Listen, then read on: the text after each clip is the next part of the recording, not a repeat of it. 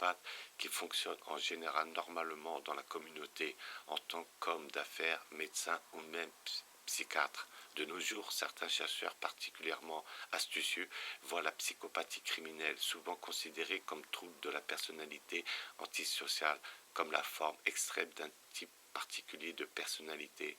Je pense qu'il vaudrait mieux voir les psychopathes criminels comme un psychopathe raté. Un chercheur, Alan Harrington, va jusqu'à dire que le psychopathe est l'homme nouveau, produit par les pressions évolutives de la vie moderne. Certes, il y a toujours eu des charlatans et des escrocs, mais par le passé, on s'est surtout préoccupé de localiser les incompétents plutôt que le psychopathe. Malheureusement, les choses ont changé. Il nous faut à présent craindre l'escroc moderne, super sophistiqué, qui sait ce qu'il fait et le fait si bien que personne ne s'en aperçoit. Oui, les psychopathes adorent le monde des affaires. Détachés des autres, ils voyaient froidement leurs peurs et leurs désirs et les manœuvraient comme ils le voulaient. Un tel homme ne pouvait pas être voué à une vie de misère et d'errance pour finir ignominieusement en prison. Au lieu de commettre des meurtres, il pouvait devenir un pillard et un assassin de société, en licenciant des gens au lieu de les tuer et en hachant menu leurs fonctions plutôt que leur corps. Les conséquences des crimes d'affaires sont écrasantes pour le citoyen moyen. Pour la criminologue Georgette Bennett, ils sont à l'origine de près de 30% des poursuites judiciaires auprès des tribunaux américains, bien plus que n'importe quelle autre catégorie de crimes. Les vols avec effraction combinés avec les agressions et autres atteintes à la propriété qui sont le fait de punk dans les rues correspondant à environ 4 milliards de dollars par an. Néanmoins, les citoyens disant intégrés membres de nos conseils d'administration et les humbles employés de nos commerces au détail nous filoutent de 40 à 200 milliards de dollars par an. Ce qui est préoccupant ici, c'est que l'habit du nouvel état mental masqué des psychopathes peut aussi bien être le costume 3 pièces qu'une cagoule et un fusil. Comme le dit Harrington, il y a aussi des psychopathes dans les cercles respectables et on ne les voit plus comme des perdants. Il cite William Krasner. Les tout à fait psychopathes ou particulièrement psychopathes réussissent dans tous les types de ventes sans scrupules car ils adorent en jeter plein la vue et ne se culpabilisent pas de tromper les clients. Notre société devient rapidement plus matérialiste et la réussite à n'importe quel prix est devenue le credo de nombreux hommes d'affaires. Le psychopathe typique se sent comme un poisson dans l'eau dans un tel environnement est vu comme un héros commercial. L'étude des psychopathes ambulants, ce que nous appelons la variété potagère des psychopathes, en est cependant encore à ses balbutiements. On sait très peu de la psychopathie subcriminelle. Certes, certains chercheurs ont commencé à considérer sérieusement l'idée qu'il est important d'étudier les psychopathies non pas dans le cadre de catégories pathologiques, mais plutôt comme des traits généraux de la personnalité dans l'ensemble de la communauté. Autrement dit, les psychopathies sont en train d'être reconnues comme caractérisant des types humains plus ou moins différents. Pour Hervé Cleclet, les psychopathes sont des humains à tout égard, sauf qu'il leur manque une âme. Cette absence de qualité d'âme fait d'eux des machines très efficaces. Ils peuvent écrire des ouvrages savants, utiliser le discours de l'émotion, mais avec le temps, on constate que leurs paroles ne correspondent pas à leurs actes. Ce sont des gens qui peuvent clamer à tout va qu'ils sont anéantis par le chagrin et qui vont se rendre à une soirée mondaine pour oublier le problème, ce qu'ils oublient vraiment. Étant des machines très efficaces comme des ordinateurs, ils peuvent accomplir des opérations très complexes destinées à obtenir des autres l'appui qu'ils souhaitent. C'est ainsi que de nombreux psychopathes arrivent à occuper des postes très élevés. Ce n'est pas qu'avec le temps que leurs collègues constatent que ceux-là grimpent l'échelle qui mène à la réussite en marchant sur la tête des autres, mais quand ils sont indifférents aux droits de leurs associés et collègues, ils parviennent souvent à inspirer la fidélité et la confiance. Le psychopathe ne voit aucune bavure dans sa psyché, aucun besoin de changement. Andrew Lobach-Zewski aborde le problème des psychopathes et de leur contribution extrêmement significative aux maux macrosociaux de notre société, ainsi que leur aptitude à se conduire comme des éminences grises à l'arrière-plan de notre société. Il est très important de garder à l'esprit que cette influence provient d'un segment relatif réduit de l'humanité. 90% des humains ne sont pas des psychopathes, mais ces 90% de gens normaux savent que quelque chose va de travers, mais ils ne parviennent pas à l'identifier, à mettre le doigt dessus, et à cause de cela, ils pensent qu'ils ne peuvent rien y faire, ou que c'est la volonté de Dieu de punir le genre humain. Ce qui se passe en fait, c'est quand aux 90% d'humains tombent dans l'état d'esprit décrit par Lobach-Zewski, les psychopathes semblent à de violents éléments pathogènes dans le corps, frappent au point faible et toute la société est plongée dans des conditions qui toujours et inévitablement conduisent à l'horreur et à la tragédie sur très grande échelle. Le film The Matrix a fait vibrer une corde très profonde dans la société parce qu'il mettait le doigt sur le piège mécanique dans lequel sont tombés tant de gens et dont ils sont incapables de sortir parce qu'ils croient qu'autour d'eux, tous ceux qui ressemblent à des humains sont vraiment comme eux, émotionnellement, spirituellement, etc. Pour donner un exemple de la manière dont les psychopathes peuvent directement affecter la société dans son ensemble, voyez l'argument légal tel qu'explique par Robert Canup dans son livre The Socially Adept Psychopath. L'argument légal semble être à la base de notre société. Nous voyons que l'argument légal est un système avancé de justice. C'est en fait un truc très malin qui a été imposé en douce aux gens normaux par des psychopathes pour avoir le dessus. Voyez plutôt, l'argument légal n'est pas autre chose que de voir qui sera le plus malin à profiter de la structure en place pour convaincre un groupe de gens de quelque chose. Parce que ce système d'argument légal a été mis en place lentement, comme un élément de notre culture, quand il envahit notre vie personnelle. Nous ne le reconnaissons plus immédiatement en général, mais voici comment cela fonctionne. Les humains ont été accoutumés à supposer que les autres humains font le bien et sont bons et justes et honnêtes, ou du moins s'ils essaient. C'est ainsi que, très souvent, nous ne prenons pas le temps de nous appliquer à déterminer si une personne apparue dans notre vie est vraiment une bonne personne. Lorsqu'un conflit survient, nous supposons automatiquement que dans tout conflit, une des parties a raison, au moins en partie, que l'autre partie a elle aussi raison en partie, et qu'il est possible de reconnaître quelle partie a le plus raison ou le plus tort. Du fait de notre soumission à des facteurs d'arguments légaux, quand une dispute s'élève, nous pensons automatiquement que la vérité se trouve quelque part entre les deux extrêmes. Dans ce cas, il est utile d'appliquer un peu de logique mathématique au problème de l'argument légal. Supposons que lors d'une querelle, une des parties est innocente, honnête et dit la vérité. Il est évident que le mensonge ne profite pas à l'innocent. Quel mensonge peut-il proférer s'il est vraiment innocent? Le seul mensonge qu'il peut commettre, c'est de faire une fausse confession. Ouvrez les guillemets, c'est moi qui l'ai fait. Mais le mensonge profite bien au menteur. Il peut déclarer « ce n'est pas moi qui l'ai fait », entre guillemets, et accuser quelqu'un d'autre du forfait, pendant que l'innocent continue à affirmer « ouvrez les guillemets, ce n'est pas moi qui l'ai fait ». ce qui est la vérité.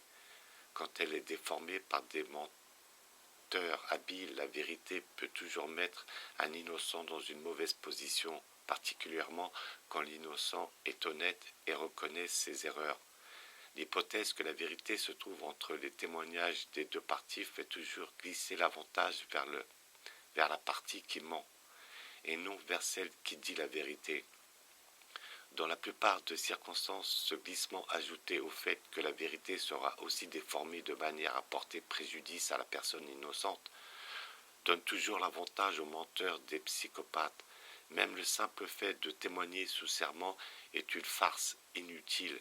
Si quelqu'un est un menteur, prêter serment ne signifie rien pour un tel personnage. Cependant, prêter serment est important pour un témoin sérieux et loyal, mais une fois encore l'avantage est du côté des menteurs. Il y a souvent été observé que les psychopathes ont un avantage certain sur les hommes qui ont une conscience et des sentiments, parce que les psychopathes n'a lui ni conscience ni sentiment. Le fait qu'il semble que conscience et sentiment soient reliés au concept abstrait du futur et des autres, ils sont spatio-temporellement. Nous pouvons éprouver la crainte, de la sympathie, de l'empathie, de la tristesse, etc. parce que nous sommes capables d'imaginer de manière abstraite l'avenir qui se produit sur base de nos propres expériences du passé ou seulement de nos concepts d'expérience dans des myriades de variantes. Nous pouvons nous y voir, même si elles sont éloignées, et elles évoquent en nous des sentiments. Nous ne pouvons rien faire que baisser parce que nous l'imaginions fait à nous-mêmes et comment le ressentirions-nous. Autrement dit, non seulement nous pouvons nous identifier spatialement à notre prochain, mais nous pouvons aussi le faire temporellement. Les psychopathes ne semblent pas avoir cette faculté. Ils sont incapables d'imaginer dans le sens de parvenir à réellement relier directement des images à un autre soi-même. Or, bien sûr, ils peuvent imiter des sentiments, mais leur seul vrai sentiment qu'ils semblent éprouver, ce qui les pousse vraiment à les faire agir différemment selon les effets à produire, c'est une sorte de faim prédatoriale pour ce qu'ils convoitent, c'est-à-dire qu'ils ressentent le besoin de désir comme étant de l'amour, et lorsque leur besoin-désir n'est pas comblé, ils décrivent cela comme n'étant pas aimés. En outre, cette perspective de besoin-désir suppose que seule la fin du psychopathe est réelle et que tout ce qui se trouve en dehors de ce psychopathe n'est pas réel, sauf dans la mesure où c'est en dehors peut être assimilé au psychopathe comme une sorte de nourriture. Est-ce que cela peut être utilisé ou apporter quelque chose? Voilà la seule préoccupation du psychopathe. Tout le reste est soumis à cette pulsion. Pour résumer, le psychopathe est un prédateur. Si nous pensons aux interactions des prédateurs avec leurs proies dans le monde animal, nous pouvons nous faire une idée de ce qu'il y a derrière le masque de santé mentale des psychopathes. Tout comme les animaux prédateurs épient leurs proies, les isolent du troupeau, s'en approchent et réduisent leur distance. Ainsi, les psychopathes mettent au point toutes sortes de camouflages composés de paroles et d'apparences, mensonges et manipulations pour pouvoir assimiler leur proie. Tout cela nous amène à une question très importante. Qu'est-ce que les psychopathes obtiennent vraiment de leurs victimes? Il est facile de mettre le doigt sur le mensonge et la manipulation quand il est question d'argent et biens matériels ou de pouvoir.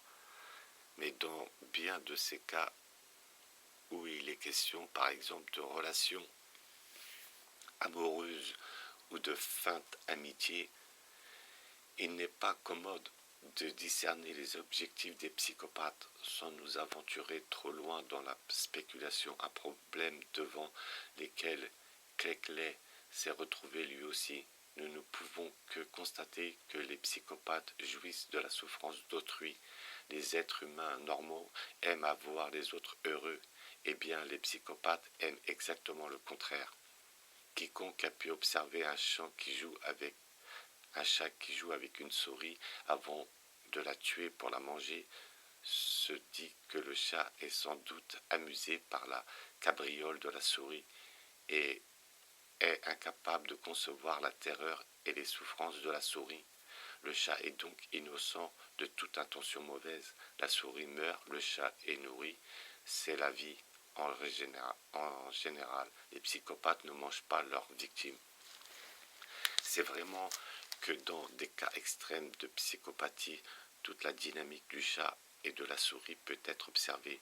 Le cannibalisme a une longue histoire où il est de tradition que certains pouvoirs des victimes peuvent être assimilés en mangeant certaines parties de celles-ci. Mais dans la vie de tous les jours, les psychopathes ne vont pas jusque-là. Voilà qui nous fait voir le scénario du chat et de la souris sous un angle nouveau.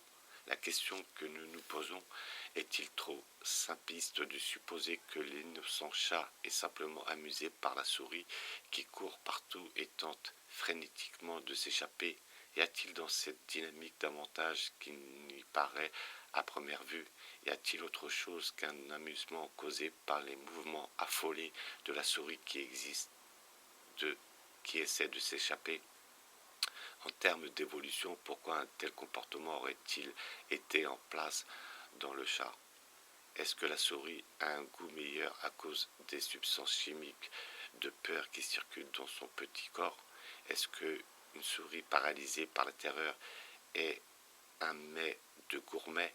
Voilà qui suggère que nous devrions revoir tout un angle différent des idées que nous avons des psychopathes. Nous sommes certains d'une chose, la plupart des personnes qui ont su affaire à des psychopathes et des narcissiques se plaignent de s'être sentis pompés, désorientés et voient souvent leur santé se détériorer par la suite. Est-ce que cela signifie qu'une partie de la dynamique, une partie de la réponse à la question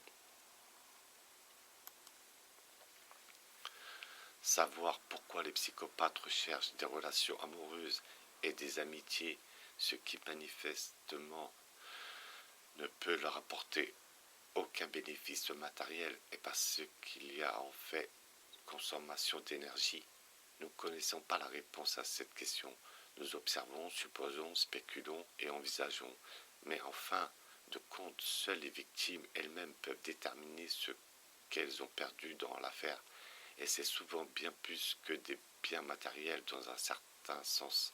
Il semble que les psychopathes soient des mangeurs d'âmes, des psychophages.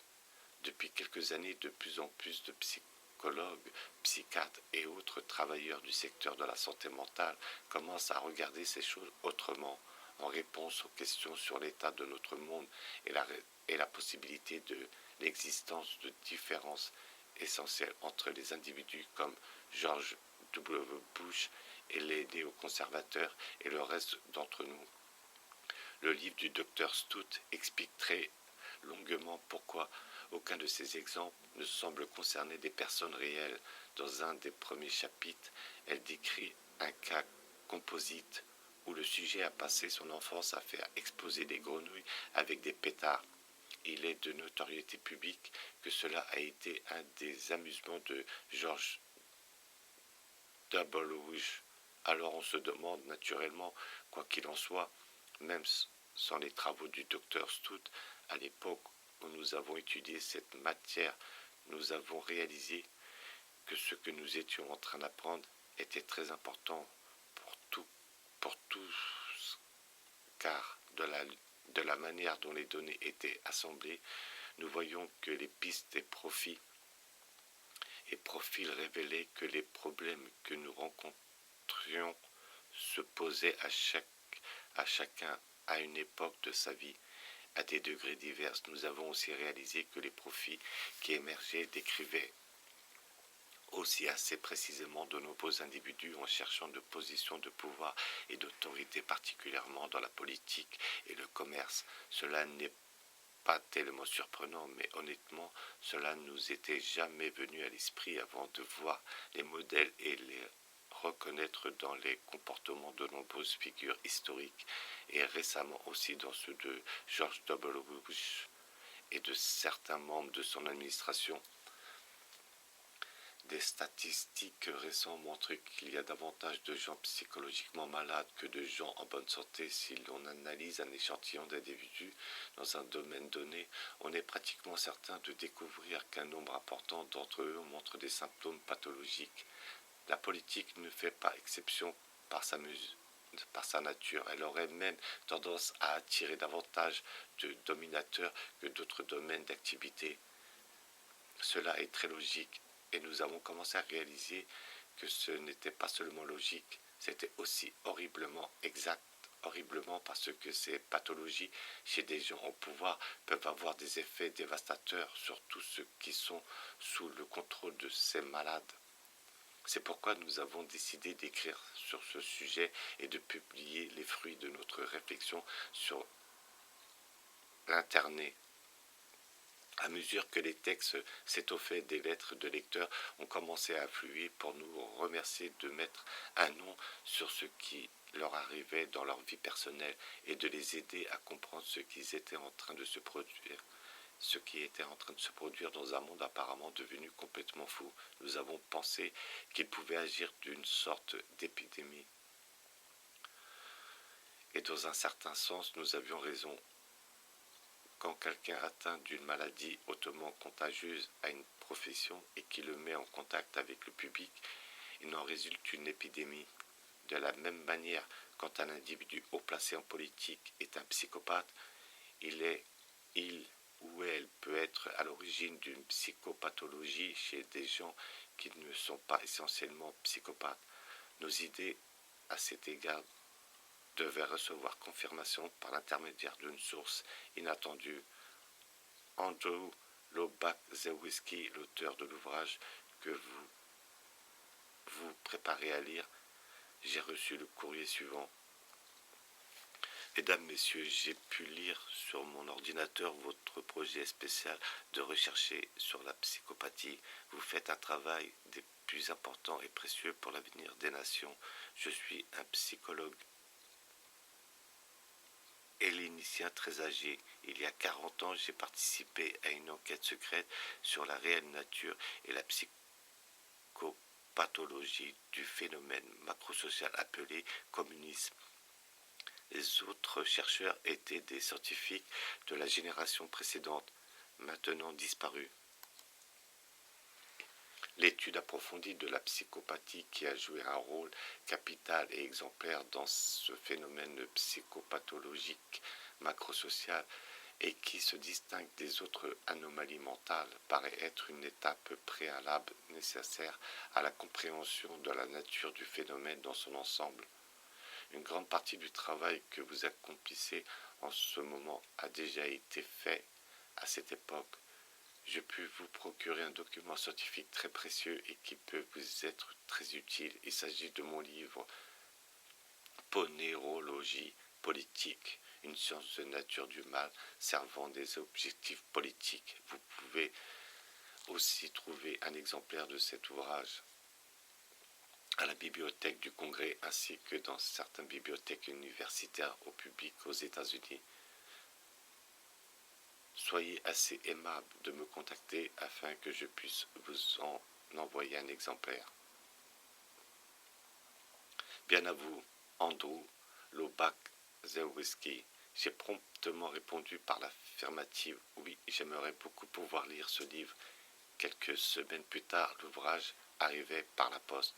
Pendant que je le lisais, je réalisais que je tenais entre les mains la chronique précieuse d'une descente aux enfers, d'une transformation et d'un retour triomphant au monde armé d'une connaissance de cet enfer. Il est évident que de nos jours un enfer semblable a enveloppé toute la planète. Les risques encourus par le groupe des scientifiques qui se sont livrés à des recherches passent la compréhension de la plupart d'entre nous. La majorité d'entre eux étaient jeunes au début de leur carrière quand les nazis ont commencé à parcourir l'Europe avec leurs grandes bottes de 7 lieues. Ces chercheurs ont survécu à cette période et quand les nazis ont quitté la place, ils ont été remplacés par les communistes et sous la botte de Staline, ils ont vécu des années de répression dont ceux qui ont choisi aujourd'hui de se dresser contre l'orage se bouchent ne peuvent avoir aucune idée, mais au vu du syndrome qui détermine le début de la maladie, il semble bien que les États-Unis en particulier, et peut-être même le monde entier, entreront bientôt dans des temps malheureux d'une telle horreur et d'un tel désespoir que l'Holocauste de la Seconde Guerre mondiale sera vu comme un simple galop d'essai. Ainsi donc, puisqu'ils ont été là, qu'ils ont survécu et rapporté de précieuses informations, nous aurons peut-être la vie sauve grâce à ce guide qui nous permettra de traverser l'obscurité commence à nous envelopper. L'orachnite Jadzik